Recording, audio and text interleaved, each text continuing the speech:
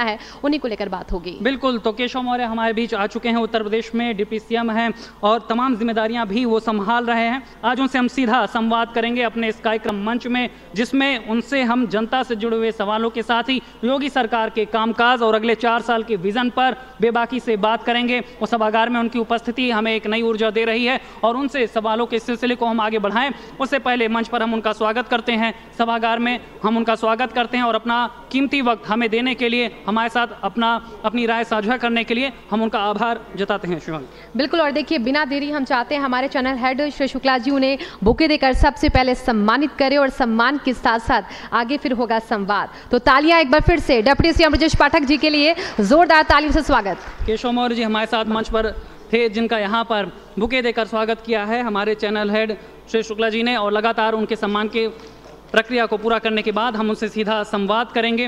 मंच पर हमारे साथ जुड़ चुके हैं उत्तर प्रदेश के डिप्टी सीएम केशव मौर्य, और मैं चाहूँगा कि हमारे चैनल हेड श्री शुक्ला जी और साथ ही हमारे पॉलिटिकल एडिटर रजत राकेश टंडन जी उनसे संवाद के सिलसिले को आगे बढ़ाएं।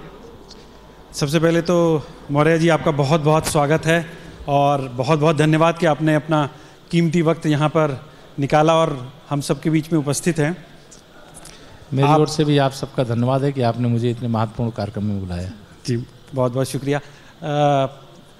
मेरा सबसे पहला सवाल ये है कि आप 2 बार से उप मुख्यमंत्री हैं, दूसरी बार सरकार है, तो जनता का लगता नहीं कि दबाव ज़्यादा है परफॉर्म करने के लिए? देखिए, दबाव के आधार पर जो सरकार काम करती है या जो मंत्री काम करते हैं वह एक अलग दृश्य होता है, इसके पहले रहा होगा जी। लेकिन वर्तमान की सरकार सबका साथ, सबका विकास, सबका विश्वास, इस आधार पर जहाँ ज़रूरत है, जो ज़रूरत है उसके लिए योजना बनाना और उस योजना को पारदर्शी तरीके से लोगों तक पहुँचाना, और ये काम चूँकि सरकार लगातार कर रही है, इसलिए दबाव का मतलब कोई भाव मैं नहीं मानता हूं। परफॉर्मेंस का दबाव मेरा कहना है। निश्चित तौर से परफॉर्मेंस, आप जब 15 साल सपा बसपा के सरकार के देखेंगे और 5 साल के बाद हमारा 6वां साल है इसे देखेंगे तो 15 साल का जो उनका कार्यकाल है वो बौना नजर आता है। उन्होंने कुछ नहीं किया, उन्होंने प्रदेश को बर्बाद किया, प्रदेश को गर्त में पहुंचा दिया था।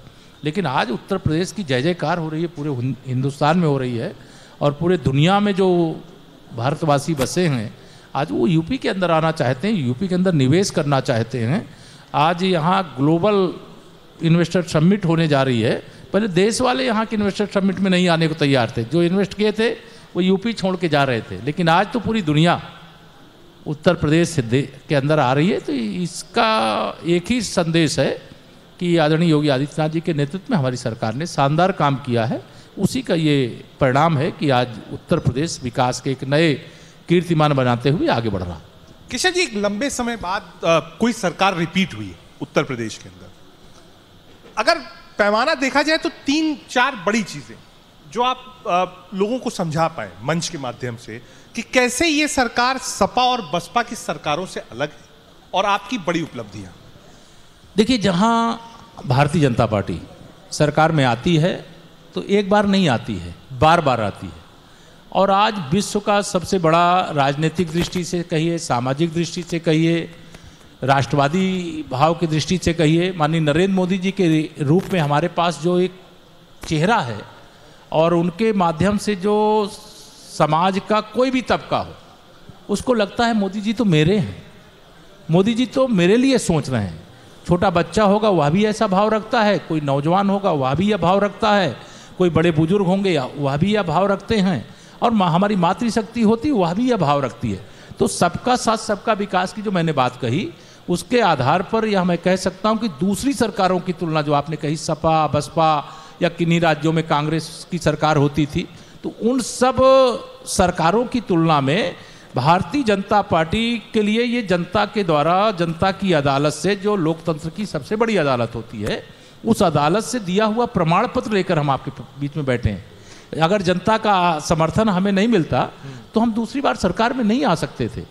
हम 2014, 2017, 2019, 2022 लगातार 4 चुनाव जीते हैं और 2024 भी 80 में से 80 जीतेंगे, ऐसा मेरा विश्वास। मौर्य जी, आपके पास महत्वपूर्ण विभाग है और इस विभाग की जिम्मेदारी भी बड़ी है। पिछली बार के जो बचे हुए काम हैं, आपको लग रहा है कि इस बार हो रहे हैं और उस तेज़ी से हो रहे हैं?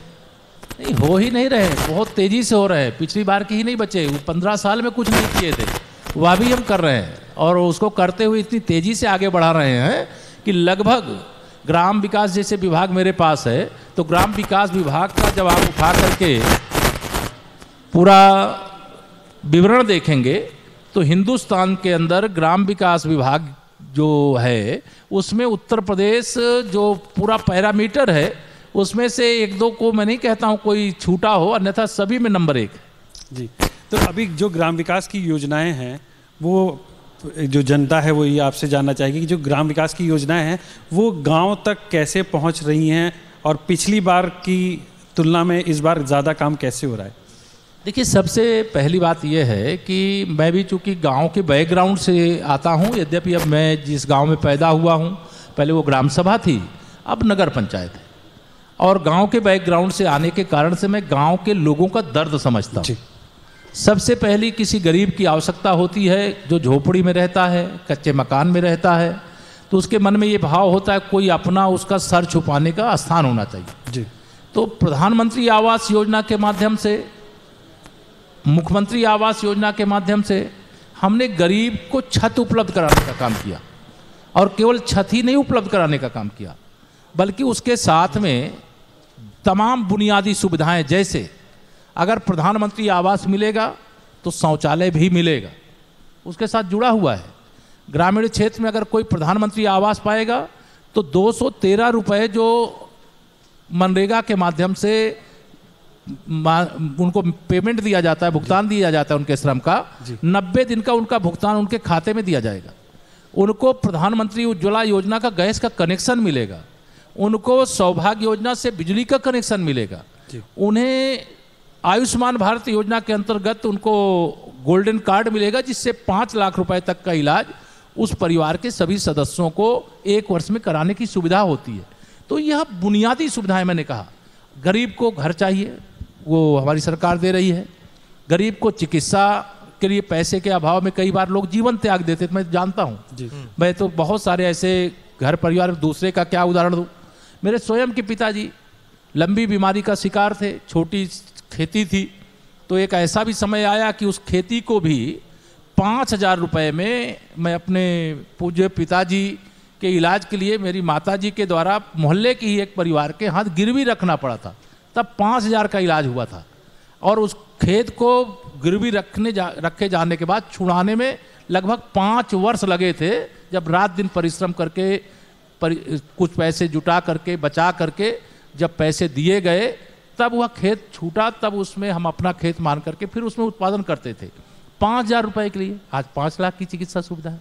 तो ये गांव के लोगों के दर्द को मैं यह मानता हूं माननीय मोदी जी, आदरणीय योगी जी के नेतृत्व की भारतीय जनता पार्टी की डबल इंजन सरकार समझती है और उस समस्या का निरंतर समाधान कर रही।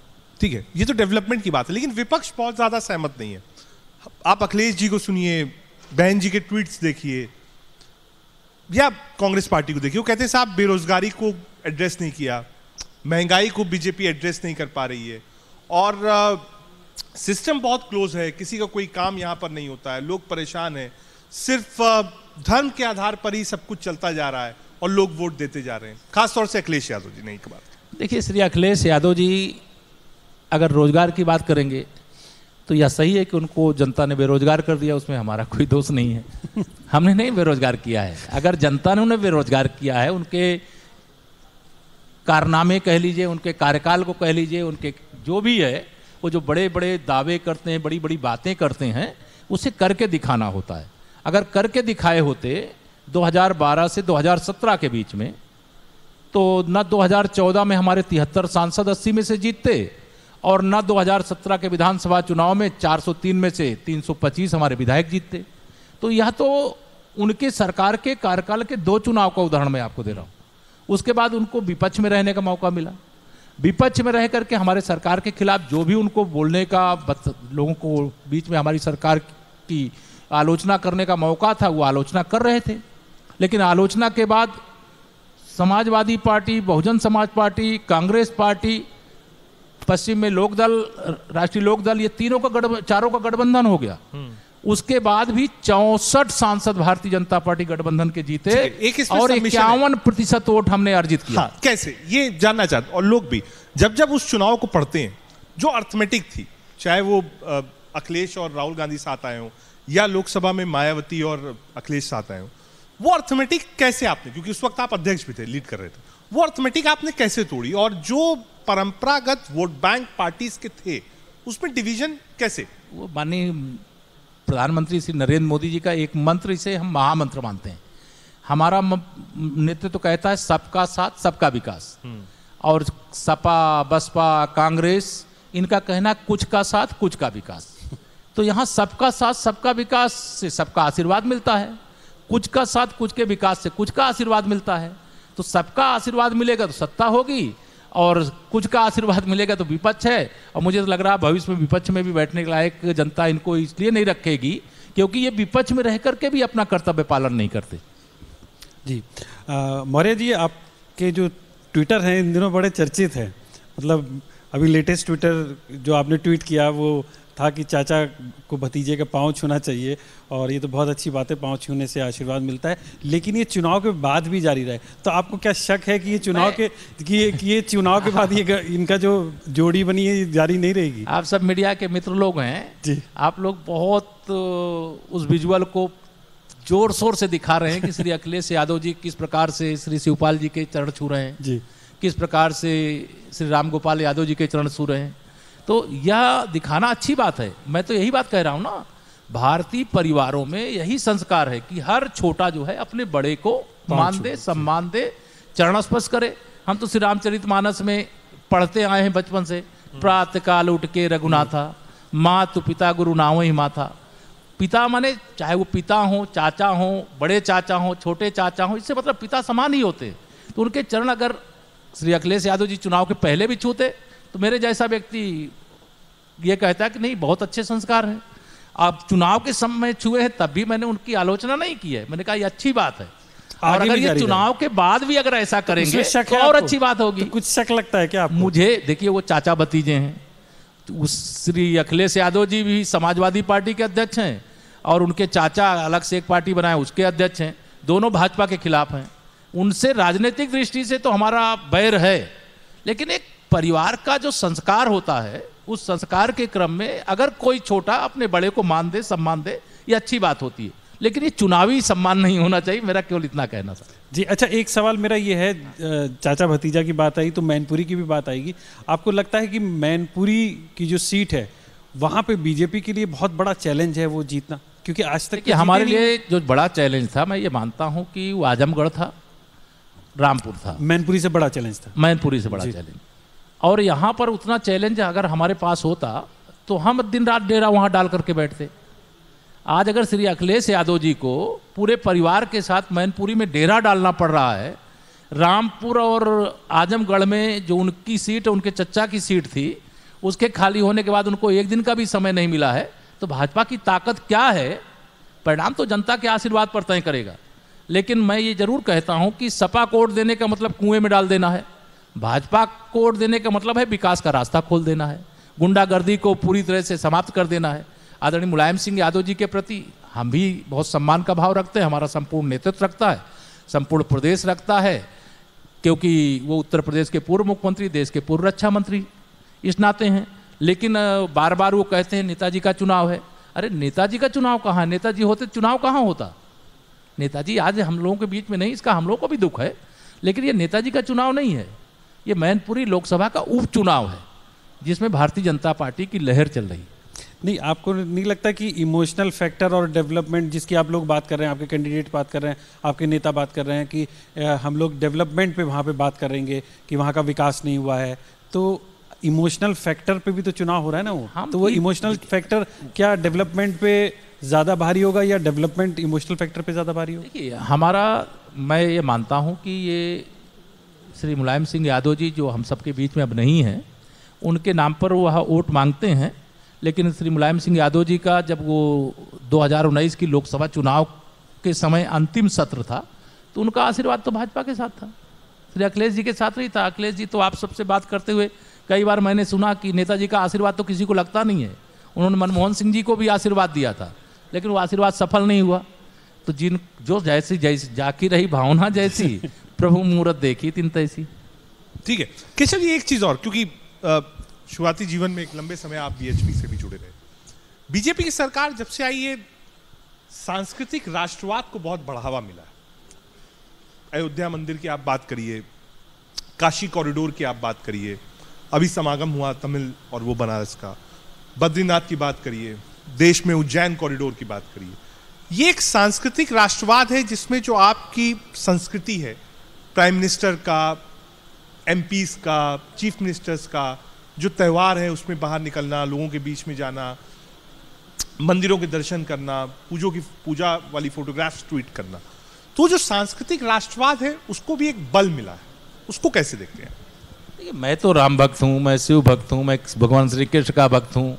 कोई भी तीर्थ स्थल का विकास एक भक्त के रूप में मुझे तो बहुत ही अच्छा लगता है, लेकिन हर देशवासी को अच्छा लगता है। अगर मैं यूपी के अंदर हूँ और उत्तर प्रदेश के अंदर मैं काशी और अयोध्या जी की बात करूँ, तो जब तक बाबा विश्वनाथ जी का धाम नहीं बना था, आप वहाँ के आंकड़े उठा के देखिए, 15,000 लोगों से ज़्यादा प्रतिदिन नहीं आते थे।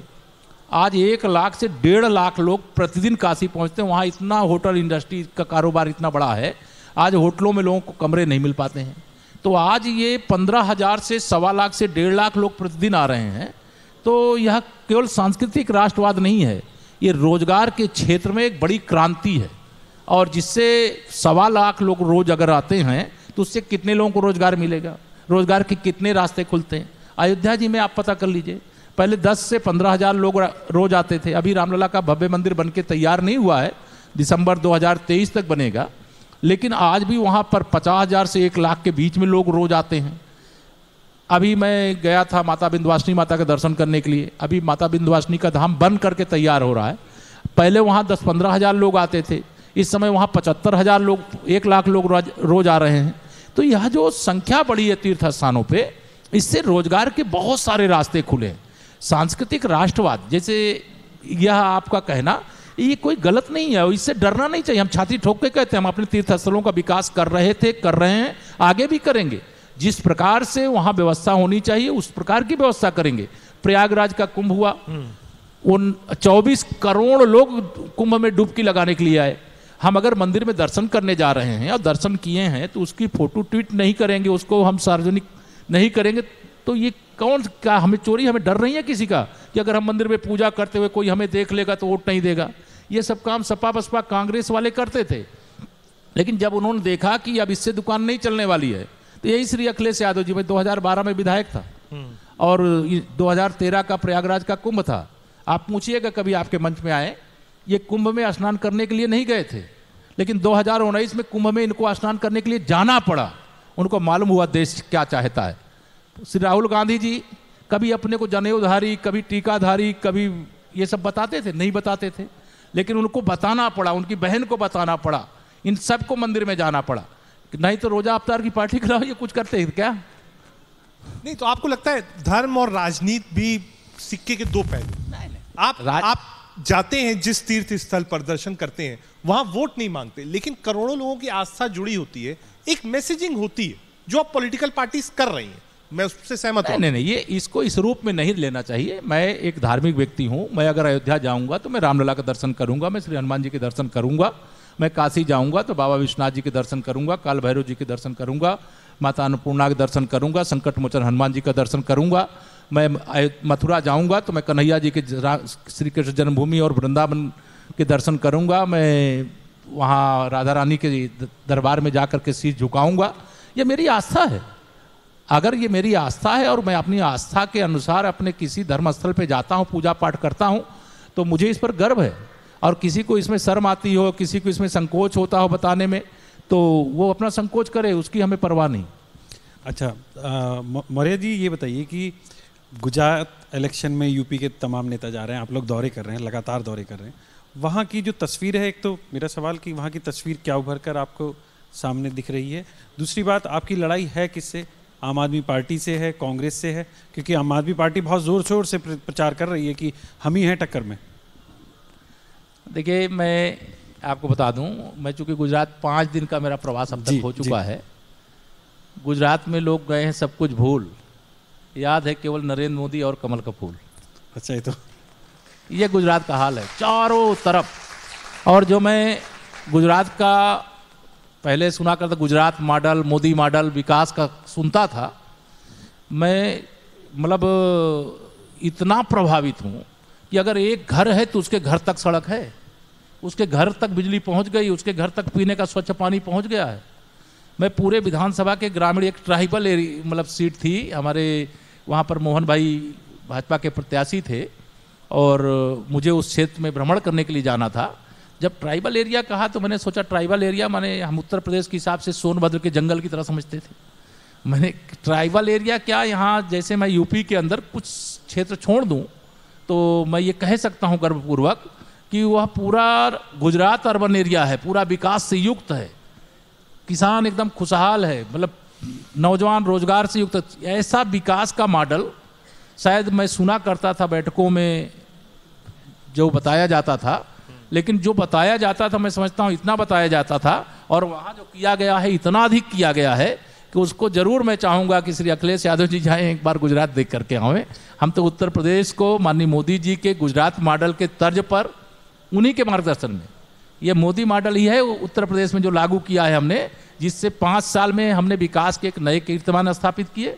और दूसरा ये जो कार्यकाल है इसमें हम 10 लाख करोड़ के इन्वेस्ट लाने की ग्लोबल इन्वेस्टर समिट के आधार पर जो आज कल्पना कर रहे हैं, तो यह माननीय मोदी जी का मंत्र है और हम बहुत तेजी से इस दिशा में आगे बढ़ रहे हैं। लेकिन आम आदमी पार्टी वहां पर गुजरात में तो बार बार यही कह रही है कि हमसे लड़ाई है सीधे सीधे। तो आम आदमी पार्टी उत्तर प्रदेश में भी सरकार बना रही थी, लेकिन मैं आपको बता दूं आज यहाँ से, चूंकि हमारी आपकी भेंट तो 8 दिसंबर के बाद भी होगी जी, लेकिन गुजरात में आम आदमी पार्टी की शायद किसी सीट पे जमानत नहीं बचेगी, तो एक भी सीट पे और नहीं बचेगी। मुझे ऐसा लगता है। और कांग्रेस पार्टी को लोग यह समझ रहे हैं कांग्रेस को वोट देने का कोई मतलब नहीं है। और 2022 और 2022 का गुजरात विधानसभा और 2024 का देश का लोकसभा का चुनाव, दोनों को एक दूसरे से जोड़ करके गुजरात की जनता ने ठाना है, कमल खिलाना है, मोदी जी के हाथों को मजबूत बनाना है। मोदी जी ने अगर गुजरात का, हिंदुस्तान का सम्मान पूरे विश्व में ऊंचा करने का काम किया है, तो गुजरात सहित पूरा हिंदुस्तान मोदी जी के सम्मान को बढ़ाने में कोई कमी नहीं रखेगा। यह जन जन की आवाज़। ठीक है, क्योंकि आपने केशव जी बात करी गुजरात मॉडल की, यूपी मॉडल का बुलडोजर बहुत छाया साहब। कर्नाटक देखिए, मध्य प्रदेश देखिए, हर जगह बुलडोजर चला और वो एक यूएसपी भी हो गया। लोगों ने इसको, उसके साथ कई रोड शोज करने शुरू कर दिए। कहा नहीं साहब नहीं होगा, यूपी में भी खूब चला। लेकिन उसके साथ चर्चा ये भी हुई कि एक धर्म विशेष को बहुत टारगेट किया गया। आप देखिए मुख्तार अंसारी, अतीक अहमद, आजम खान सदस्यता। तो एक चर्चा ये भी हुई कि नहीं साहब, एक धर्म स्पेसिफिक को यूपी ने और बुलडोजर ने टारगेट किया। ये एक तरह से इस प्रकार की पिक्चर दिखाने की कोशिश है। अपराधी किसी जाति का हो, किसी धर्म का हो, किसी अन्य जिले का हो, अगर उसने अपराध किया है, उसने किसी की ज़मीन पर अवैध कब्जा किया है, वहाँ निर्माण खड़ा किया है, उसने गंभीर किस्म के अपराध किया है और अपराध करने के बाद उसको सज़ा आज तक नहीं मिलती थी। जो गवाह होता तो उसको धमका देते थे, अगर धमकी से नहीं माना तो उसको भी दुनिया से विदा कर देते थे। इस प्रकार के खूंखार अपराधियों के मन में आज यह एक डर पैदा हुआ है कि उत्तर प्रदेश में हमने जो अपराध किया है पहले, उसकी भी सज़ा मिलेगी और अगर आप अपराध करेंगे तो कोई सरकार में बैठा हुआ व्यक्ति उनको संरक्षण नहीं देगा, उनके खिलाफ कार्रवाई हो जाएगी। तो यह एक आज उत्तर प्रदेश के अंदर जो वातावरण है कानून व्यवस्था को लेकर के इतना शानदार है कि मैं अभी गुजरात में भी, मैं उत्तर प्रदेश की तमाम ऐसे अलग अलग, यूपी के बहुत बड़ी संख्या में लोग हैं, दूसरे उत्तर भारत के राज्यों के लोग हैं, तो मैं समझने के लिए, मैं सरकार का डिप्टी सीएम होने के नाते मैं समझना भी चाहता था उत्तर प्रदेश के बारे में। जो एक माहौल है इस समय गुजरात सहित अलग अलग प्रदेशों का, वह इतना अच्छा है जितने अच्छे माहौल की हम कल्पना भी नहीं कर सकते। अपराध के खिलाफ जो कुछ भी अभियान चला है उत्तर प्रदेश के अंदर, माफियाओं के खिलाफ जो भी अभियान चला है, उसका वेलकम पूरे उत्तर प्रदेश की जनता कर रही है। अगर हम अपराधियों के खिलाफ कार्रवाई नहीं करते तो यह अपराध का गढ़ बन जाता उत्तर प्रदेश, विकास का गढ़ नहीं बनता। आज उत्तर प्रदेश अपराध का गढ़ नहीं विकास का गढ़ बन रहा है और इससे बेचैन हो रहे हैं सपा बसपा कांग्रेस के लोग। ठीक है, एक इसमें सप्लीमेंट्री, क्योंकि आप गुजरात जा रहे हैं, उत्तर प्रदेश के भी बहुत लोग सूरत और सौराष्ट्र के आसपास रहते हैं फील्ड में, क्योंकि विपक्ष इस चीज को कहता है कि महंगाई, बेरोजगारी ये बहुत मुद्दा है। उधर भारत जोड़ो यात्रा भी चल रही है, उस पर भी एक कमेंट आपका लूंगा। वो कहने साहब बीजेपी तो देश को तोड़ने का काम कर रही है, हम भारत जोड़ने का काम कर रहे हैं, कन्याकुमारी से कश्मीर तक वो यात्रा। देखिए, भारत जोड़ो यात्रा के बारे में मेरा मानना है कि ये अर्बन नक्सल जो लोग हैं इस प्रकार का एक बहुत सक्रिय गिरोह टाइप का काम कर रहा है, जिसके चंगुल में कांग्रेस और उनके युवराज श्री राहुल गांधी जी फंस गए। अर्बन नक्सल्स के, मेरा ऐसा मानना है। और वो भारत जोड़ो यात्रा तब जब भारत का कोई हिस्सा, माननीय नरेंद्र मोदी जी 56 इंच के सीने वाले भारत के प्रधानमंत्री रहते हुए कोई एक इंच जमीन का कहीं टुकड़ा भी हमारा कोई छीन लिया होता। आज दुनिया को ये मालूम है। आज ही मैं सुबह देख रहा था, अखबार पढ़ रहा था, तो देखा उसमें कि अमेरिका के राष्ट्रपति के बारे में कि वह माननीय प्रधानमंत्री श्री नरेंद्र मोदी जी दुनिया के बारे में क्या कहते हैं, उसको पढ़ करके, उसको सुन करके तब वो अपना आगे का कार्य करने का प्रयास करते हैं। तो आज दुनिया का जो सबसे बड़ा दरोगा कह लीजिए अमेरिका माना जाता था, और वो अगर इस प्रकार की बातें कह रहा है, माननीय नरेंद्र मोदी जी विश्व के किसी मंच पर खड़े होते हैं तो पूरा लगता है कि दाएं बाएं आगे पीछे जितने भी लोग खड़े हैं सब मोदी जी की ओर देख रहे हैं। अगर रूस और यूक्रेन के बीच में युद्ध हो रहा हो और हाथ में तिरंगा हो तो दोनों देश के सैनिक अगर गोली चलाने का साहस नहीं कर रहे हैं तो उसके बाद भारत टूटा है कि भारत जुड़ा है कि तिरंगे का मान सम्मान बढ़ा। एक आज़ादी के अमृत काल में एक का अपील कर दिया मेरे प्रधानमंत्री जी ने कि हर घर तिरंगा लगाएंगे और जिन्होंने आज़ादी दिलाई है उनका सम्मान करेंगे। आप समझिए, मैं जानता हूं इस बात को, किसी के घर में अगर तिरंगा 15 अगस्त 2022 को नहीं लगा था तो खोज रहा था कहां से तिरंगा मिल जाए और मैं कैसे लगा लूं। वो कोई भी हो, हर भारतवासी के मन में ये बेचैनी थी और हर भारतवासी ने तिरंगा फहराया। तो माननीय नरेंद्र मोदी जी के नेतृत्व में आज भारत बहुत शक्तिशाली है, बहुत मजबूत है और विश्व में एक बहुत बड़ा स्थान है। और भारत जोड़ो यात्रा श्री राहुल गांधी जी कर रहे हैं, कांग्रेस छोड़ो यात्रा कांग्रेस ही कर रहे हैं। अंतर ये है। जी, एक सवाल अभी आपने कहा कि हमारे उत्तर प्रदेश की कानून व्यवस्था दुरुस्त है, कानून व्यवस्था मजबूत है, अपराधी सारे जेल में हैं। इसी कानून व्यवस्था से ही जुड़ा हुआ सवाल है, लेकिन वो कहीं ना कहीं रिलीजियस सवाल है। लव जिहाद के मामले तमाम सामने आते हैं, उत्तर प्रदेश में भी आते हैं। इधर अभी दिल्ली वाला श्रद्धा का केस आपने देखा होगा। तो उत्तर प्रदेश सरकार के मन में इस तरह की घटनाओं को रोकने के लिए कितनी प्रतिज्ञा है और उसने क्या कोई योजना बनाई हुई है इस तरह की कि इस तरह के अगर घटनाएं हैं तो उन पे काबू किया जाए? क्योंकि लव जिहाद की घटनाओं को लेकर समाज में बड़ा एक कहा जाए डर सा फैल जाता है, फिर आपसी वैमनस्य भी फैलता है। देखिए, सबसे पहली बात तो ये बता दो, उत्तर प्रदेश सरकार को इस संबंध में कदम उठाना नहीं है, उठा चुके हैं हम लोग और उसकी एक व्यवस्था निर्माण कर चुके हैं कि अगर कोई जी दो समुदाय के, यानी चाहे बेटी बेटा जो भी है, कोई अगर लड़का किसी दूसरे समुदाय का है और लड़की किसी दूसरे समुदाय की है और अगर उन्हें शादी करनी है आपस में, तो उसको विधिवत वो जिलाधिकारी को निवेदन करेंगे, शपथ पत्र देंगे और उसके बाद दोनों पक्ष की सहमति जानने के बाद 1 महीने बाद ये करेंगे, अन्यथा जुर्माने का प्रावधान हमने किया, हमारे यहाँ एक्ट बना हुआ। लेकिन अभी इस समय एक बहुत बड़ा मीडिया इवेंट बन गया है, मीडिया में डिबेट का विषय बन गया है, जो श्रद्धा मर्डर केस। जी, मैं देश की हर अपनी बहन, हर बेटी को ये अपील करना चाहता हूँ, जी, ये कोई किसी से कोई प्रेम करे, हम इसके विरोधी नहीं, ना हमारी पार्टी विरोधी है, लेकिन बहुत सजग, बहुत सावधान होकर के किसी के साथ अगर उनका प्रेम संबंध है, वह किसी के साथ विवाह करना चाहते हैं, किसी के साथ रहना चाहते हैं, तो उसके बारे में ठीक से जानें।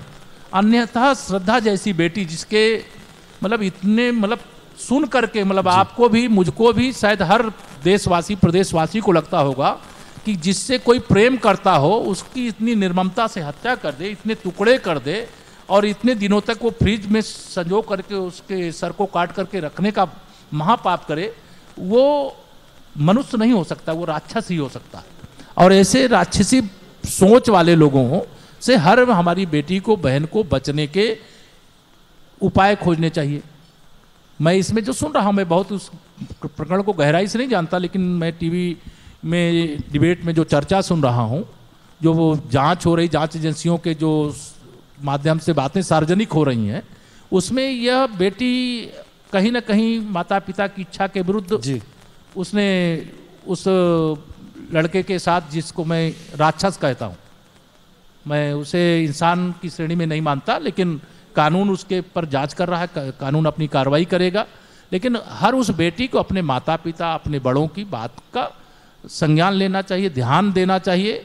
और बड़े कभी कोई भी बड़ा, अपने घर का माता हो, पिता हो, भाई हो, कोई बड़ी बहन, छोटी बहन, जो भी होंगे घर के सदस्य, अपनी कोई बेटी का बुरा नहीं चाहेगा।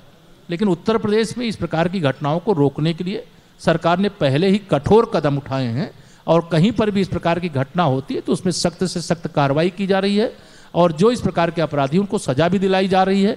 लेकिन इस प्रकार की घटनाओं पर लगाम लगनी चाहिए, और उसको रोकने के लिए जितना सरकारों की जिम्मेदारी है, पुलिस की जिम्मेदारी है, परिवारों की जिम्मेदारी है, उतनी ही जिम्मेदारी उन बच्चों की भी है जो इस दिशा में अपने कदम आगे बढ़ाते हैं। ठीक है केशव जी, एक चीज की और बहुत चर्चा पिछले 3-4 महीनों से, जो मदरसे हैं उनका सर्वेज हो रहा है, वो बहुत हेडलाइंस में है कि सर्वे क्यों हो रहा है।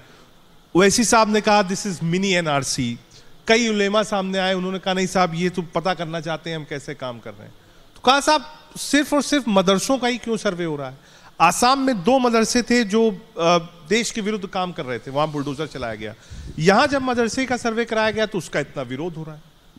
देखिए, मैं इंडिया न्यूज चैनल में आप सबके साथ बैठ करके यूपी मंच पे बात कर रहा हूँ, ठीक है।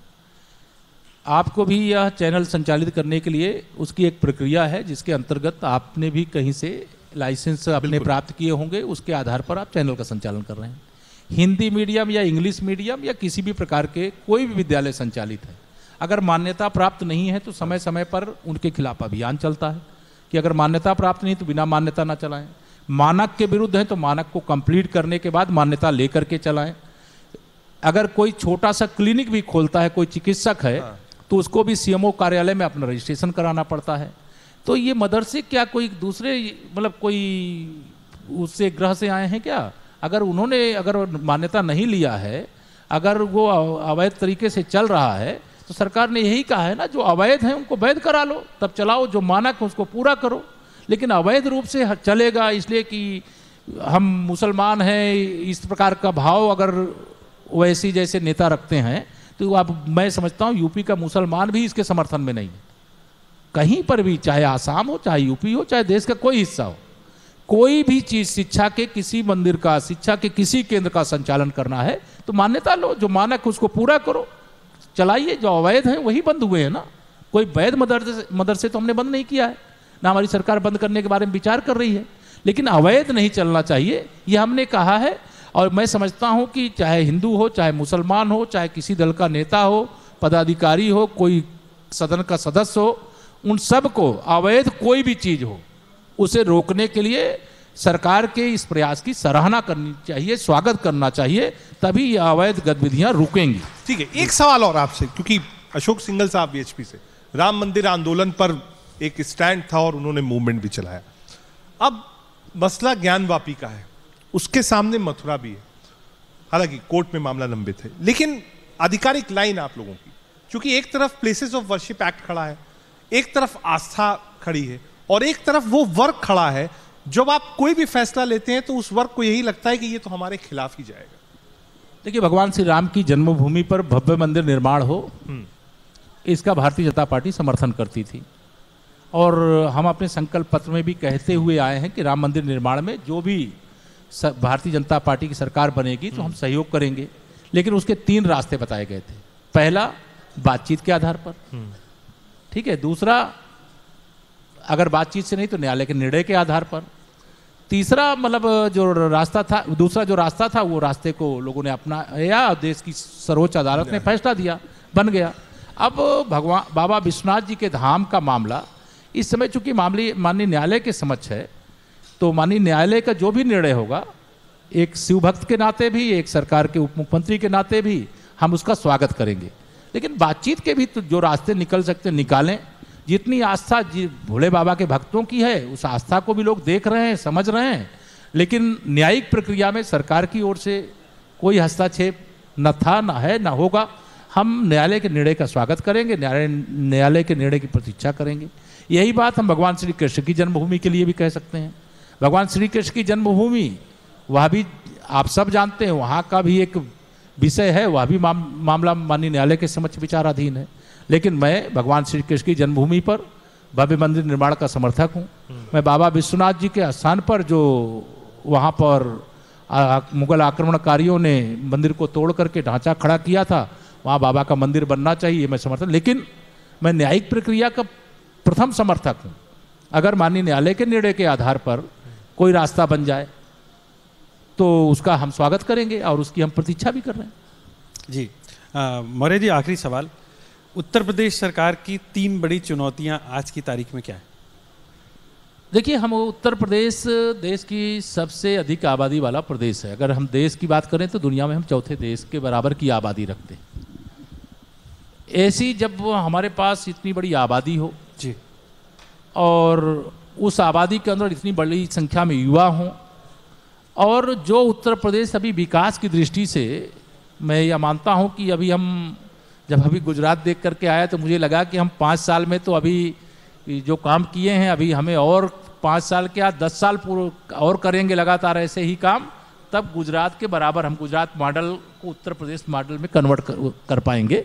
और उस दिशा में चूंकि माननीय मोदी जी का मार्गदर्शन है, वो सबसे अनुभवी नेता हैं, और वह जो भी बताते हैं, छोटी से छोटी बड़ी से बड़ी बात, उसको जब विचार करके देखा जाता है तो लगता है कि देखिए, जिसने जीवन जिया है, अनुभव जिसके जीवन में भरा पड़ा है, उस अनुभव का हिस्सा कुछ हमें मिल गया, जिससे हम यूपी को आज विकास के एक नए पथ पर, सुगम पथ पर लेकर के आगे बढ़ रहे हैं।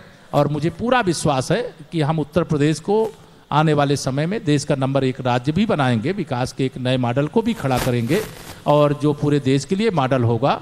और यह जो उत्तर प्रदेश है, सबसे बड़ी आबादी वाला, सबसे बड़ा प्रदेश है, तो सब में को एक दिशा देने वाला प्रदेश बने, इसके लिए हमारी पूरी टीम जो है आदरणीय मुख्यमंत्री योगी आदित्यनाथ जी के नेतृत्व में काम कर रही है।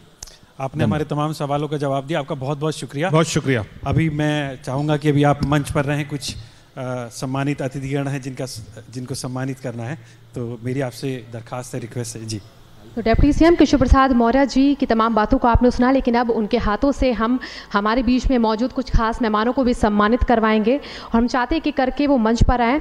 एडवांस मेडिकल इमरजेंसी के अजय दुबे जी जो कि डायरेक्टर हैं, प्लीज़ आप मंच पर आइए, और डिप्टी सीएम केशव प्रसाद मौर्य जी के हाथों से आपको सम्मानित किया जाता है। अगला नाम है साई धाम मंदिर फाउंडेशन ट्रस्ट के अमित शर्मा जी, जो कि इसके फाउंडर भी हैं। मैं चाहती हूँ आप भी मंच के समीप आएँ और आपको भी आज आपके क्षेत्र में किए गए कामों के लिए सम्मानित करेंगे। इंडिया न्यूज़ उत्तर प्रदेश उत्तराखंड पर हम तो मेहमानों के साथ देखिए, यहाँ पर हमारे सभी खास मेहमानों को एक एक करके सम्मानित किया जा रहा है। उनके क्षेत्र में जिस तरीके से वो काम करते रहे, आगे भी निरंतर वो कार्य जारी रहे उत्तर प्रदेश के लिए, वो बहुत ज़रूरी है। ऐसे में तमाम मेहमानों को, इन खास मेहमानों को सम्मानित करना भी बनता है। अगला नाम है प्रगति पर्यावरण NV सिंह, डिप्टी चेयरमैन है। प्लीज़ आप भी मंच पर आएँ, और आपको भी डिप्टी CM केशव प्रसाद मौर्य जी के हाथों से इंडिया न्यूज़ पर सम्मानित किया जाता है।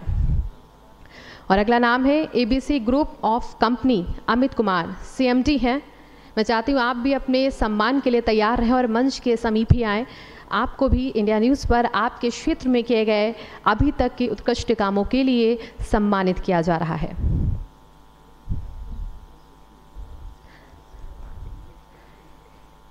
ABC ग्रुप ऑफ कंपनी के CMD अमित कुमार जी, प्लीज़ आप भी मंच पर आएँ। और आगे बाज कार सर्विस गुरुमुख सिंह जी से भी निवेदन है कि वो भी मंच पर आएँ, और उन्हें भी आज डिप्टी CM केशव प्रसाद मौर्य जी के हाथों से हम सम्मानित करेंगे।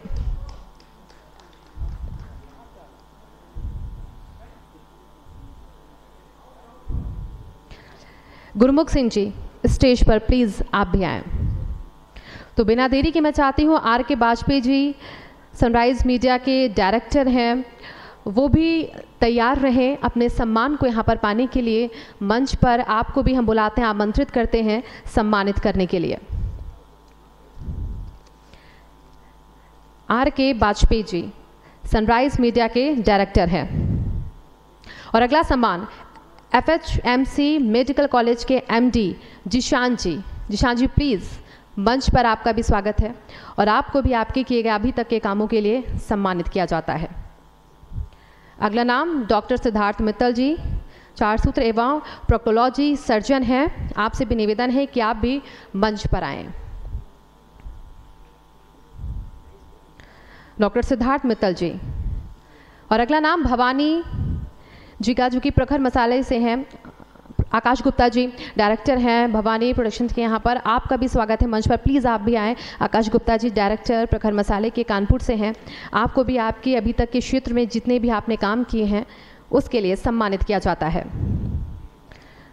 ललित्यम साडी कानपुर सौरभ माहेश्वरी जी, आपका भी स्वागत है मंच पर, डायरेक्टर हैं ललित्यम साडी के। प्लीज़ मंच पर आप भी अपनी उपस्थिति दर्ज कराएं और आपको भी आपके क्षेत्र के लिए सम्मान दिया जा रहा है।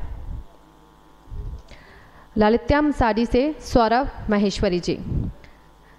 अगला नाम मेट्रो अलमीरा लखनऊ से अब्दुल जाऊद जी, जो कि डायरेक्टर हैं इसके मेट्रो अलमीरा लखनऊ के। आपसे भी निवेदन है कि आप भी प्लीज़ मंच पर आएँ बिना देरी के। आपके ही क्षेत्र से जो आपने अभी तक काम किए हैं, जो अपनी पहचान बनाई, उसके लिए आपको भी सम्मानित किया जा रहा है। Doctor Manish Yadav ji Ayurvedic neuro spine and cardiac physician हैं। आपको भी हम इस स्टेज पर आमंत्रित करते हैं, डॉक्टर मनीष यादव जी। अगला नाम मंठुरा ग्रुप की तरफ से विनोद गुप्ता जी का है। प्लीज़ विनोद गुप्ता जी, आपसे भी रिक्वेस्ट है कि मंच पर आप भी आएँ और आपको भी हम सम्मानित करते हैं।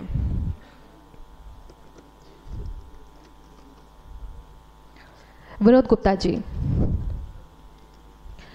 अगला नाम स्टार कुंज से विनीत कुमार फाउंडर डायरेक्टर हैं स्टार कुंज से। आपसे भी निवेदन है कि आप भी मंच पर आएँ, अपनी उपस्थिति को दर्ज कराएं। स्टार कुंज से विनीत कुमार जी।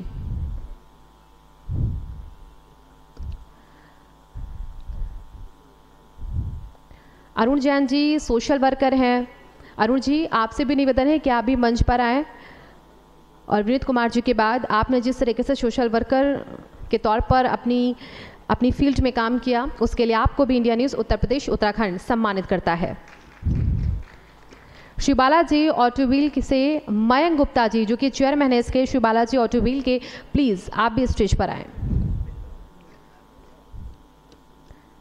मयंक गुप्ता जी चेयरमैन हैं श्री बालाजी ऑटोव्हील के। उन्हें उनके अभी तक के कामों के लिए सम्मान दिया जा रहा है। डी सिंह जी सिंह एडवाइजिंग के डायरेक्टर हैं। आपसे भी निवेदन है कि आप भी मंच पर आएं और आपको भी इंडिया न्यूज़ उत्तर प्रदेश उत्तराखंड की तरफ से सम्मानित किया जा रहा है डी सिंह जी। तो देखिए, ये वो नाम थे जो अलग अलग सेक्टर्स में अपने अपने क्षेत्र में लगातार निरंतर काम करते रहे हैं विकास के लिए और प्रदेश के लिए, और इसी के साथ एक अलग पहचान अपने काम के जरिए अपनी बनाई है। हमारे बीच हमारे खास मेहमान डिप्टी CM केशव प्रसाद मौर्य जी थे। सर, आपका बहुत बहुत स्वागत रहा और इसी के साथ आपका बहुत बहुत धन्यवाद भी कि आपने इस मंच पर आकर हम सभी को यहाँ पर आज अपनी बातों से यहाँ पर फलीभूत किया। तो बिना देरी के देखिए इंतजार अब आगे हमारे अगले सेशन का होगा। डिप्टी CM केशव प्रसाद मौर्य जी को आपने सुना, उन्होंने सरकार के विजन को देखिए आपके